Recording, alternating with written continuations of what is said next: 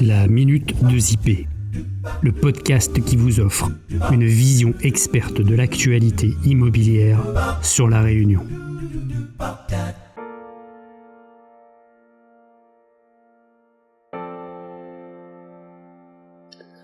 Bonjour, bonsoir. Nous allons vous parler aujourd'hui du prêt amortissable et du prêt in fine. Le prêt in fine, le mode de fonctionnement. Le principe de base est assez simple. Vos mensualités de remboursement sont constituées exclusivement des postes intérêts et assurances, sans inclusion de remboursement de capital.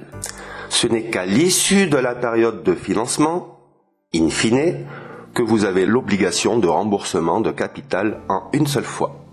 Le remboursement du capital. Il s'agit pour la banque d'être certaine de voir son capital prêté remboursé, et pour ce faire, deux options possibles.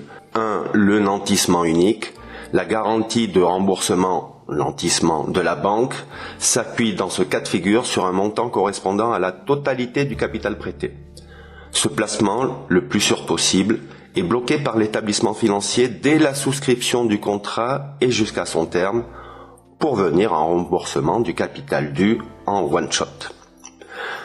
Deuxième possibilité, le nantissement partiel. Si le capital placé ne semble pas suffisamment important aux yeux de la banque en termes de garantie financière, elle pourra vous proposer de régler un montant complémentaire mensuel qualifié d'abondement dans le jargon bancaire. Le prêt amortissable. Le mode de fonctionnement. Le principe du prêt amortissable se résume au fait que les mensualités de remboursement intègrent les deux postes, intérêt et capital, contrairement au prêt in fine, le remboursement du capital et des intérêts. Le montant du capital remboursable diminuant à chaque échéance, l'on peut comprendre la notion d'amortissement du prêt. En considérant que dès les premières mensualités, vous rembourserez davantage d'intérêts que de capital, au fil du temps, ce principe s'inverse, même si les mensualités restent fixes. Quand choisir un prêt in fine ou un prêt amortissable? La résidence principale. Avantage prêt amortissable.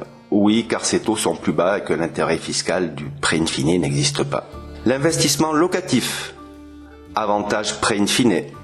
Il permet une optimisation fiscale. Les taux d'intérêt supérieurs du PIF, paradoxalement, constituent un avantage grâce à la loi qui permet leur déduction de vos revenus fonciers, induisant un moindre impôt à payer à la clé. L'impôt sur la fortune immobilière. Avantage prêt in fine, même si la déduction est limitée à la somme des annuités théoriques restantes jusqu'au terme prévu. Montant des mensualités. Avantage prêt in fine, logique, puisque l'investisseur ne rembourse que la partie intérêt. Conditions économiques et facilité d'obtention. Avantage prêt amortissable. Le taux d'intérêt étant la traduction du risque accru, engagé par la banque en cas de non-remboursement du capital, en one shot pour le PIF, le prêt amortissable marque le point. Les clients détenant des placements peuvent légitimement réfléchir au fait de les utiliser pour obtenir un prêt in fine, dans le cadre d'un investissement locatif, sans toucher à leur épargne qui sera nantie et en faisant d'une pierre deux coups, conserver ces placements et les utiliser pour obtenir un prêt in fine. Nous arrivons à la fin de ce podcast. J'espère qu'il vous a plu. N'hésitez pas à partager, à liker et surtout à nous donner votre avis sur le sujet qui a été traité, que vous soyez en accord ou en désaccord. Le fil de discussion est là pour continuer la discussion sur le sujet et je serai ravi d'argumenter. Vous pouvez également lire nos articles sur le site dezippé.re et laisser vos commentaires. En vous souhaitant une bonne journée ou une bonne soirée sur notre belle île, bien à vous!